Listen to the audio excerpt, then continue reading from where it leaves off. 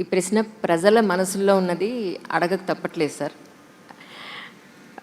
హైదరాబాద్లో day by day జనాభా పెరుగుతూనే ఉన్నారు, ట్రాఫిక్ పెరుగుతూనే ఉంది.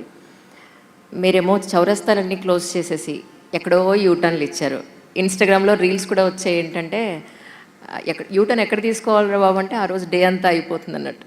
సో పక్కన పెట్రోల్ డీజిల్ రేట్స్ పెరుగుతున్న సందర్భంలో, పొల్యూషన్ పెరిగిపోతున్న సందర్భంలో సర్కిల్లో ఒక సిగ్నల్ పెడితే ఆగుతాం కదా, ఎక్కడో యూటర్న్స్ పెట్టి ఇబ్బంది పెట్టేస్తున్నారు. పొల్యూషన్ పెరిగిపోతుంది, పెట్రోల్ కన్జంప్షన్ కూడా పెరిగిపోతుంది. ఇది ప్రజలందరూ ప్రతిరోజు అనుకుంటున్న ప్రశ్న. ఎందుకంటే యాజ్ ఎ సీనియర్ జర్నలిస్ట్ దీని మీద సిగ్నేచర్ స్టూడియో నుంచి ఒక చిన్న రీసెర్చ్ చేశాను సార్. సో వాళ్ళందరూ చెప్పింది ఇది అడగండి దయుంచి అని. సో ప్రజల ప్రశ్న, ఇది నా ప్రశ్న కాదు.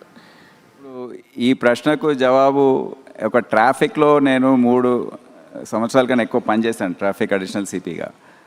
అందరు అడుగుతూ ఉంటారు కానీ దీంట్లో అవగాహన అనేది తక్కువ ఉంటుంది కనుక అడుగుతారు మీరు.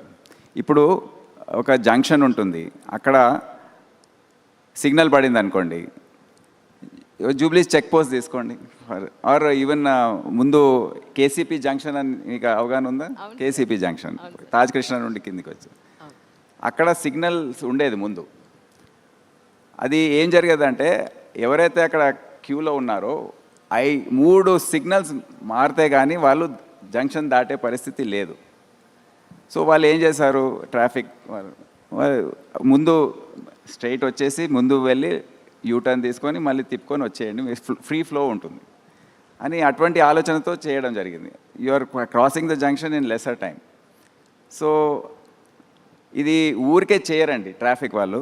ట్రాఫిక్ డిపార్ట్మెంట్ ఆఫీసర్స్ స్టడీ చేస్తారు, దాంట్లో ఏమైనా అంటే అడ్వాంటేజ్ ఉంటేనే వాళ్ళు టేకప్ చేస్తారు. మీరు చెప్పినట్టు కొన్ని చోట్ల అనవసరంగా పెట్టారేమో అని నాకు కూడా అనిపిస్తుంది. అది స్టడీ చేస్తాం.